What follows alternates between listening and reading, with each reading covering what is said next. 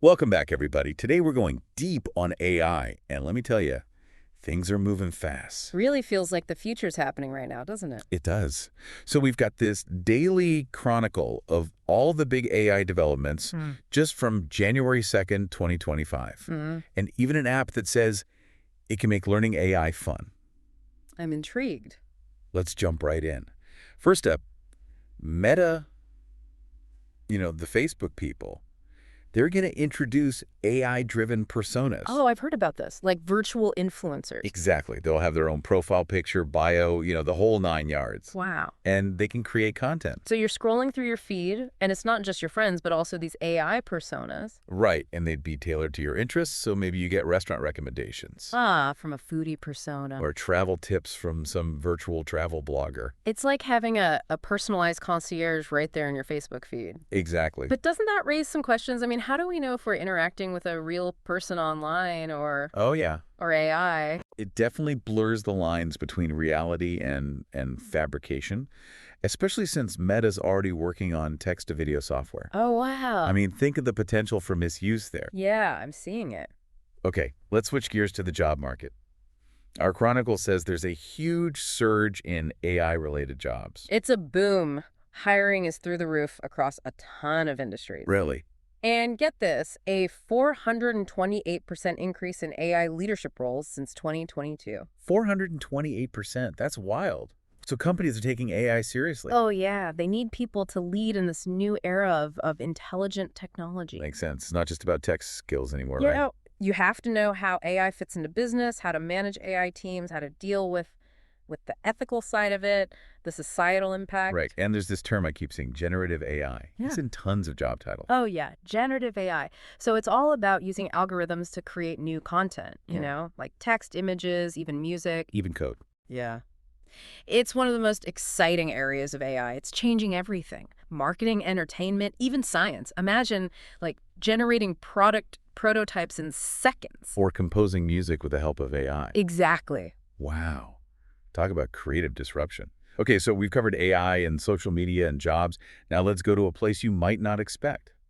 Art history. Huh. That's an interesting combo. Right. So researchers trained in AI to analyze the style of Raphael, the Renaissance painter. Okay. This used tons of his authenticated work, and the AI was 98% accurate in identifying a real Raphael. 98%? That's amazing. It's like an AI art detective. It is. So they used it on a painting that was thought to be by Raphael, and guess what? What? Part of it, the face of St. Joseph, was probably done by someone else, maybe one of Raphael's students. So AI is helping us rewrite art history. That's incredible. What other secrets are out there? Who knows? But AI is not just about art. Right. The Chronicle mentions the IRS is using AI to, fight tax fraud. Makes sense. Yeah. Probably a good thing for all of us honest taxpayers out there. I'd say so. And then there's this company, Cobalt Metals. They mine minerals that are important for green technology. Oh, I've heard of them, yeah. They just got $537 million to improve their AI-driven mining. Wow. And then there's this Spanish research group. They're developing an AI-powered molecular lantern. A molecular lantern? What's that? It's for studying brain activity, but without being invasive. That sounds amazing. It is. I mean, it feels like AI is popping up everywhere you look. It really does. It's touching every aspect of our lives. But, there are downsides to everything. Of course, yeah. We can't just ignore the risks. Like this New Year's Eve fireworks hoax. What hoax? Thousands of people were tricked by fake videos and content online, all made by AI. AI-generated fireworks? How is that even possible? Well, now with generative AI, it's getting easier to make really realistic fakes. The videos looked completely real. That's scary, so we can't even trust what we see online anymore. It's a big problem. We urgently need ways to tell the difference between real and AI-generated content. If they can fake fireworks, what about, news footage? Political speeches. Right. It's like those AI personas we talked about. Whoa. What's to stop someone from making fake personalities to spread misinformation? Exactly. And speaking of safeguards, OpenAI missed their deadline to release the Media Manager tool. It was supposed to give creators control over their content being used in AI training. Oh, I read about that. But now it's delayed. So. Yeah. So much potential with AI, but also so much to worry about. It feels like we're at a crossroads. We need to figure out the ethical side of all this, make sure AI is used responsibly. Absolutely. We've covered so much in this first part of our AI deep dive, Yeah. from social media to jobs to art history, and we've just scratched the surface of both the amazing potential and the, the potential dangers. But before we go any further, let's look closer at this AI and Machine Learning for Dummies app. Oh yeah, good idea. It sounds like a great way to learn more about AI. They've got coding exercises, visualizations, real-world examples, even a forum to connect with other learners. The interactive simulations sound really interesting. It's one thing to read about algorithms, but seeing them in action is completely different. And they've made it fun with leaderboards and badges, like a game. It's a smart way to learn. Making it enjoyable keeps people engaged, especially with something as complex as AI. And that community forum, it's like a study group right there in your pocket. Okay, so we've talked about AI's potential to change everything, from our social media feeds to the art world. And we've touched on some of the ethical issues we need to think about. We have a lot to think about. We also saw how the job market's being reshaped. Tons of demand for people who understand AI. Right. So what's next? Will AI keep advancing this fast? Will it become even more integrated into our lives? Good questions. And how do we make sure that AI is developed and used responsibly, ethically? That's the million-dollar question. Stay tuned for part 2 of our deep dive, where we'll go even deeper into the world of AI. We'll break down some key concepts, examine the potential benefits and risks, and leave you with some thought-provoking questions to consider. See you soon. Welcome back to our AI Deep Dive. Before we get back to those amazing news stories from January 2nd, 2025, let's talk more about this AI and Machine Learning for Dummies app. It's a great way to, understand those core AI concepts. We talk about AI's impact on everything, but do we really get what's going on behind the scenes? Right. This app sounds like a fun way to learn how it all works. I saw they mentioned coding exercises. Yeah, hands-on experience is so important. It's one thing to read about neural networks. It's another to actually build one yourself. Even if it's a simple one, it gives you a whole new perspective. I get it, like the difference between reading a cookbook and actually baking a cake. Right. Exactly. And they have those interactive simulations too. Those are great. You can change the settings, see how the AI reacts right away, really get a feel for how the different algorithms work. And it makes learning more fun, which is always good. Oh, yeah. They even have leaderboards and badges, like it's a game. Exactly. It's a smart way to keep people engaged, especially with something as, well, complex as AI. It can be intimidating. And then there's that community forum. Right. It's like a study group, but you can access it anytime, ask questions, share ideas, all that. A study group in your pocket. I like that. Okay, back to our January 2nd Chronicle. Let's talk about something that could completely change AI technology as we know it. You mean the breakthrough in silicon photonics? Yes. Oh, this is massive. Think of it like this. AI is a brain, right? And data is its blood supply. Our brains use neurons to send information. AI needs a way to move huge amounts of data around. And that's been done with copper. But copper has limits when it comes to speed. And heat. Right. But this new silicon photonics thing, it uses light instead of electricity. Way faster. Like switching from dial-up to fiber optic internet. Faster data means faster processing, better AI models, quicker training times. More powerful AI, more efficient AI. This could be revolutionary. It could. The Chronicle mentioned TSMC, the chip maker, right? They've reached a milestone in integrating something called co-packaged optics, or CPO, with their chips. Huge step. They're basically putting the lasers and other tiny parts needed for optical data transmission right next to the processing chips. Wow. Makes silicon photonics practical for AI hardware. So it's not just an idea anymore. It's happening. That's incredible. And big companies like Broadcom and NVIDIA are already interested in using this? NVIDIA even plans to use CPO in their GB300 chips by 2025. Wow. So this is something to watch. A breakthrough in chip manufacturing could actually lead to AI advancements we can't even imagine yet. It's all connected. Technology keeps surprising us. That's why it's so important to stay curious and keep learning about new developments in different areas. You never know what's going to spark the next big change or how it's going to affect AI. Absolutely. Speaking of those breakthroughs, what about AI in healthcare?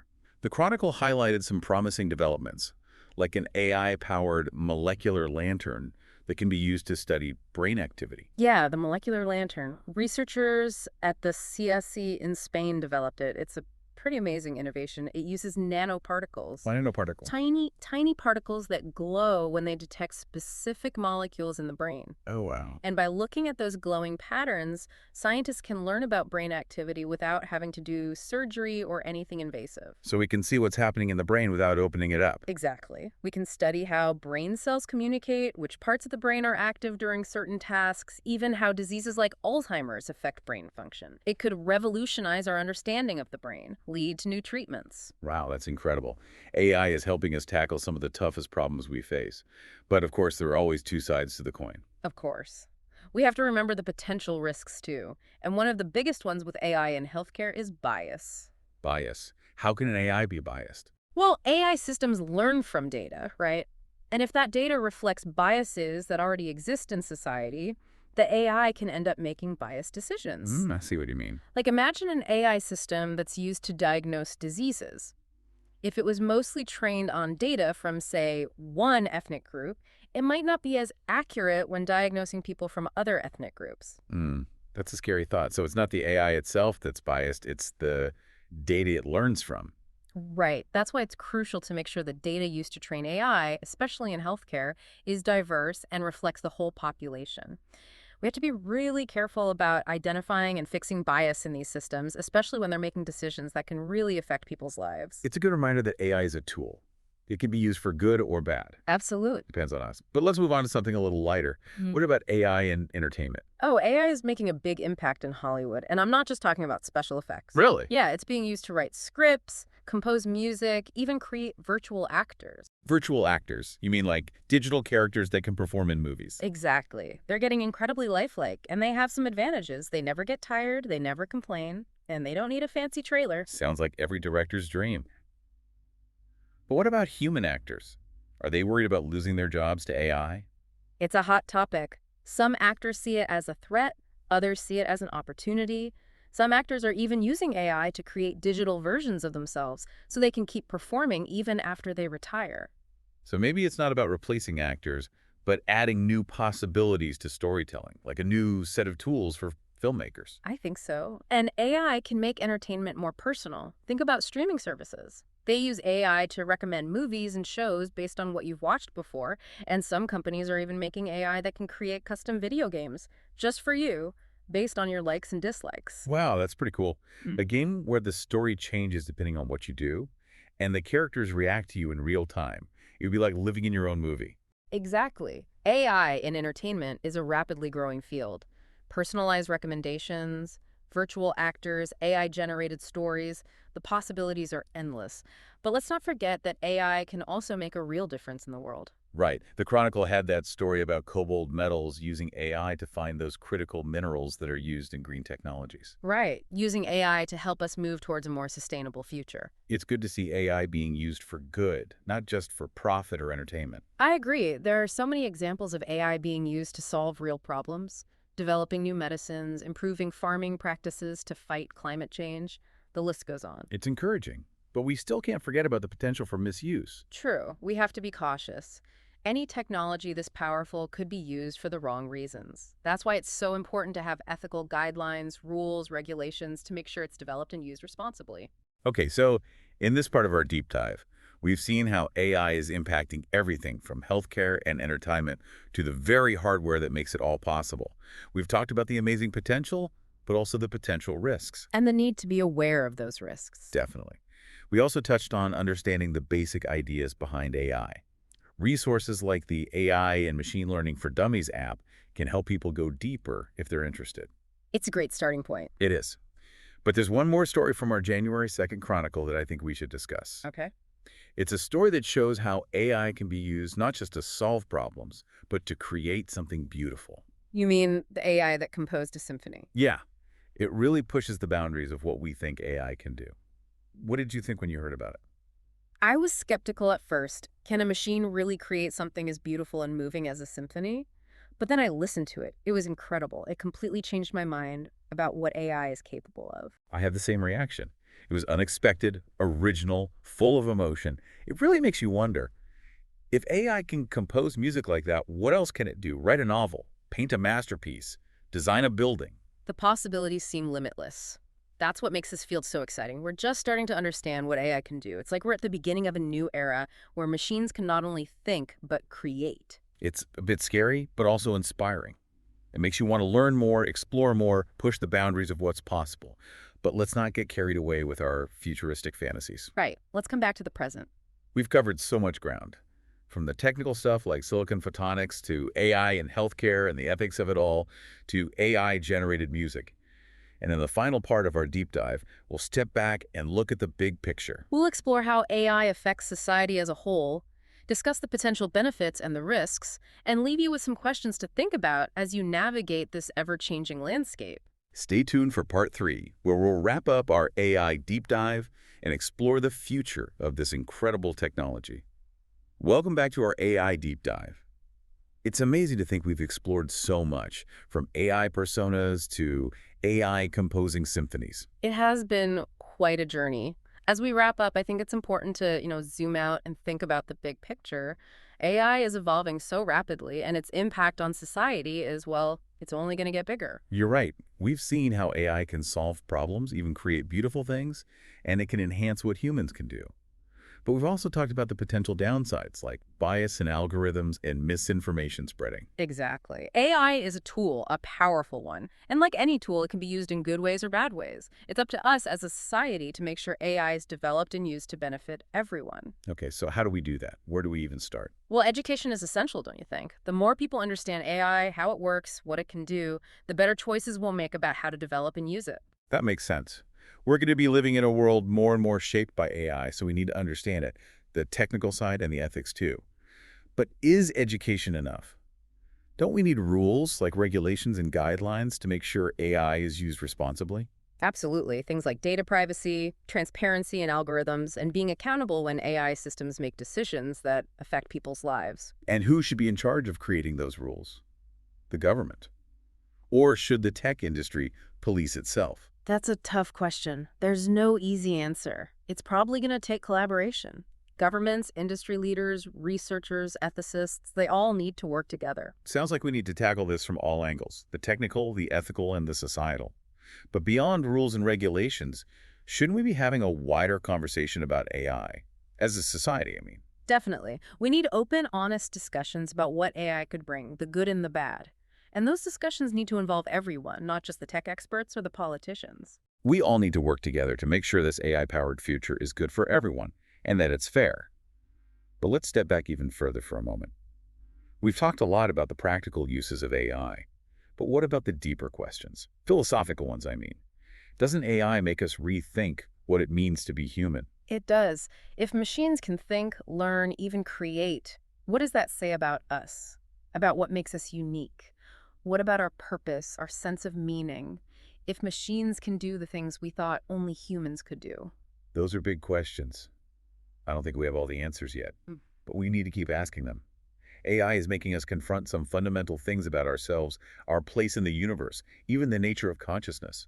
And that's a good thing. It forces us to think critically about what it means to be human in this century. AI challenges our ideas, pushes us to evolve our thinking.